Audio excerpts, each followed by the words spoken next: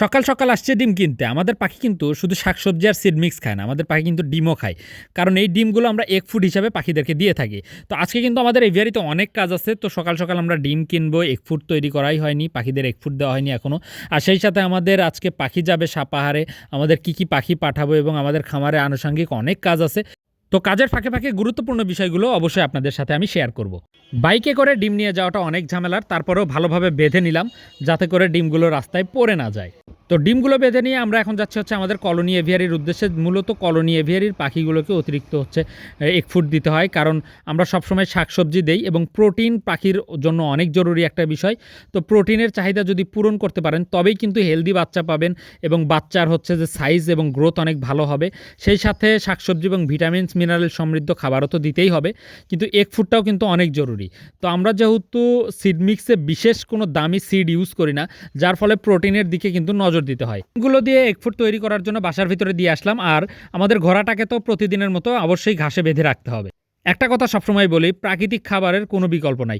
যত ভালো খাবারই দেন, শাকসবজি এবং হচ্ছে আমাদের যে ন্যাচারাল খাবারগুলো, এগুলোতে কিন্তু অবশ্যই আমাদের যে পোষা প্রাণী আছে সেগুলোকে দিতে হবে। আর পুরোপুরি মাঠ থেকে সরাসরি যখন আমাদের ঘোড়াটা ঘাস খায় তখন কিন্তু ও অনেক বেশি ফিট থাকে। আমি এমনিতেই ঘোড়ার রোগ প্রতিরোধ ক্ষমতা অনেক ভালো, বাট তারপরেও আমি যেভাবে হচ্ছে একে লালন পালন করতেছি, আর যেহেতু ও দেশি ঘোড়া, আমাদের দেশের ওয়েদারটা ওর জন্য কিন্তু অনেক সুইটেবল, যার ফলে এ জাতের ঘোড়াগুলো খুবই সুন্দরভাবে সার্ভাইভ করতে পারে এবং যত্ন আদি করলে অনেক দিন বেঁচে থাকে। তো যাই হোক, আমাদের হচ্ছে এভিয়ারির একটা অন্যতম সদস্য। তো ও কিন্তু দেখেন এসে হচ্ছে শুয়ে শুয়েই ঘাস খাওয়া শুরু করছিল। তো যাই হোক, আমরা একে এখন সারাদিনের জন্য এখানে বেঁধে রাখবো। দেন আমরা হচ্ছে আমাদের খামারের অন্যান্য কাজ শুরু করব। খামারে ফেরত আসার পরে দেখতে পারলাম আমাদের ছোট ছোট চীনা হাঁসের বাচ্চাগুলোকে শাকসবজিগুলো কুচি কুচি করে কেটে দেওয়া হয়েছে এবং ওরা কিন্তু খুব সুন্দরভাবে খাচ্ছে। যেহেতু আমরা বাসার ভিতরেই পালে, আমরা এদের হচ্ছে বাইরে ছেড়ে দিই না, তো শাকগুলোকে ওরা হচ্ছে একটু কুচি কুচি করে কেটে দিলে অনেক সুন্দর খায়। সেই সাথে আমাদের এগুলো হচ্ছে ইয়েলো ফিশার লাভবার্ড, আর এখান থেকে আমরা বেশ কয়েক জোড়া ইয়েলো ফিশার লাভবার্ডের বাচ্চা আজকে কালেক্ট করব। মূলত বাচ্চাগুলো হচ্ছে একদম ছোট বাচ্চা বলা যায় না, অনেক দিন আগেই এরা হচ্ছে বাইরে বের হওয়া শুরু করছে, ফ্লাই করা শুরু করছে। তো এখান থেকে মোট আমরা হচ্ছে 6 পিস বাচ্চা কালেক্ট করব। দেখতে পাচ্ছেন 3 পিস করে 2টা বক্সের ভিতরে আমরা উঠাইছি এবং এই বাচ্চাগুলো আজকে যাবে হচ্ছে সাপাহারে। আপনারা যারা আমাদের চ্যানেলের রেগুলার ভিউয়ার এবং অনেক আগে থেকে আমাদের সাথে আছেন তারা তো জানেন আমরা কিছুদিন আগে সাপাহারে গিয়েছিলাম মাসুম ভাইয়ের এভিয়ারিতে। তো মাসুম ভাইয়ের জন্য আমরা আজকে পাখি পাঠাচ্ছি এবং এক বস্তা নেস্টিং ম্যাটেরিয়াল পাঠাচ্ছি। এই নেস্টিং ম্যাটেরিয়ালটা হচ্ছে খুবই বেস্ট। আমাদের হচ্ছে এভিয়ারিতে আমরা বারবার নেস্টিং ম্যাটেরিয়ালগুলো চেঞ্জ করে করে ট্রাই করেছি, দেখেছি। খেজুর পাতার নেস্টিং ম্যাটেরিয়াল ইউজ করেছি বা অন্যান্য ঘাস ইউজ করছি, বাট সব কিছুর চাইতে এই নেস্টিং ম্যাটেরিয়ালটা সবচাইতে বেস্ট লাগছে আমার কাছে এবং কোনো পাখির প্রবলেম হয় নাই। তো যাই হোক, এই নেস্টিং ম্যাটেরিয়াল এবং হচ্ছে 6টা পাখি, এগুলো নিয়ে আমরা এখন যাব হচ্ছে বগুড়ার উদ্দেশ্যে। তার আগে যেতে হবে আমাদের যে কেজ সেট আপ আছে সেখানে। কেজ সেট আপে আমাদের পাখিগুলোকে আজকে হচ্ছে আমরা কৃমিনাশক দেওয়ার চেষ্টা করব, যেহেতু প্রতি 3 মাস অন্তর অন্তর পাখিদেরকে কৃমিনাশক ইউজ করতে হয়। এতে করে পাখির বাচ্চার গ্রোথ অনেক ভালো হয়, পাখি কৃমিমুক্ত থাকে এবং অনেক সুস্থ থাকে। তো দেখতে পাচ্ছেন আমরা একটা কৃমিনাশক, একটা মেডিসিন ইউজ করতেছি। তো আমরা এর আগে অনেক মেডিসিন ইউজ করছি, বাট সবগুলো মেডিসিন দেখা যায় যে বড় বড় ফাইলে পাওয়া যায়। ছোট মেডিসিনগুলোর মধ্যে এই মেডিসিনটা আমি হাতের কাছে পাইছি। আপনারা চাইলে অন্যান্য যে কোনো মেডিসিন ইউজ করতে পারেন। তো এটা 10 গ্রামের একটা প্যাকেট, 10 গ্রামের একটা প্যাকেট আমরা 10 লিটার পানিতে মিক্স করে নিচ্ছি। দেন আমরা এগুলোকে পাখিকে সরাসরি পরিবেশন করব এবং 2 ঘন্টা পর অবশ্যই এই পানিটাকে চেঞ্জ করে পাখিদেরকে নর্মাল পানি দিতে হবে। যেহেতু রাতে পানি সরানো ছিল, আর প্রত্যেকটা পাখির আমরা হচ্ছে রাতে পানি সরায় রাখি, রাতে কখনো পানি দিই না। সকালে আমরা ফ্রেশ পানিটাই পাখিদেরকে দেওয়ার চেষ্টা করি। তো সকালবেলা পানি দেওয়া মাত্রই দেখতে পাচ্ছেন পাখি কিন্তু সরাসরি এসে খাবে। তো 2 ঘন্টা যদি আমরা এখানে রাখি তাহলে এটুকু সময়ের মধ্যে আশা করি আমাদের সবগুলো পাখি এই কৃমিনাশকের যে মেডিসিনের পানিটা, এটা কিন্তু সবগুলো পাখি খেয়ে নিবে। দেন আমাদের পাখি কিন্তু কৃমিমুক্ত রাখতে পারবে এবং অবশ্যই 3 মাস পর পর প্রত্যেকটা পাখিকেই কৃমিনাশক খাওয়ানো দরকার। এতে করে পাখি অনেক হেলদি থাকে এবং হচ্ছে পাখির বাচ্চা অনেক হেলদি হয়। কারণ ছোট বাচ্চাগুলোর ভিতরে যদি কৃমির হচ্ছে কোনো প্রভাব থাকে তাহলে কিন্তু সেই বাচ্চাটার গ্রোথ ভালোভাবে হয় না।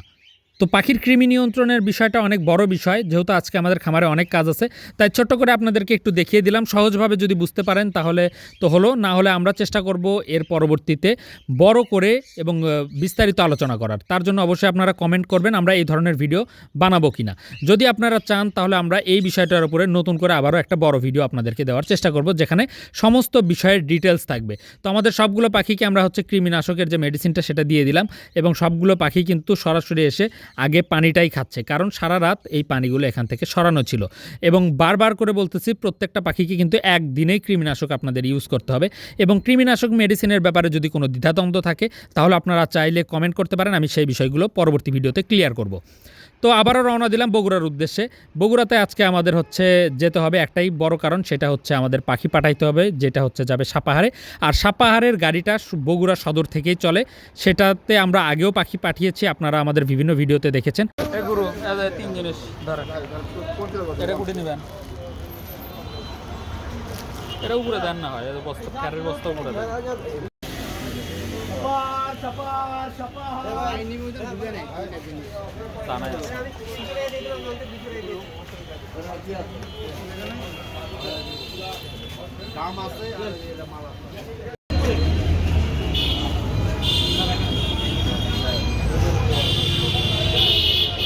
যেহেতু আমরা বগুড়া সদরে গিয়েছিলাম আমাদের সাপাহারে পাখি পাঠানোর জন্য, তো আমাদের হচ্ছে ফিরতে ফিরতে 3 থেকে 3.5 ঘন্টা লেগে গেছে। মূলত আমরা যখন পাখির কৃমিনাশক ইউজ করি তখন 2 ঘন্টার মধ্যেই পানিগুলো সরিয়ে নিয়ে নতুন করে আবারও পানি দিয়ে দিই। তো আপনারাও চেষ্টা করবেন কৃমিনাশক ইউজ করলে পানিটা 2 ঘন্টার মধ্যে সরিয়ে নিয়ে নতুন করে পানি দিয়ে দেওয়ার। আর কৃমিনাশক যদি পরবর্তীতে আমি যদি হচ্ছে আবারও ইউজ করার হচ্ছে দরকার পড়ে, আমাদের মূলত 3 মাসের মধ্যে আমাদের আর প্রয়োজন পড়বে না, তো তখন আমি চেষ্টা করবো ডিটেলসে ভিডিও বানানোর। যদিও আজকে অনেক কাজ ছিল, যার ফলে ব্যাপারটা নিয়ে ডিটেলসে ভিডিও তৈরি করতে পারি নাই। তো আজকের মতো এ পর্যন্তই, দেখা হবে অন্য কোনো ভিডিওতে। আসসালামু আলাইকুম।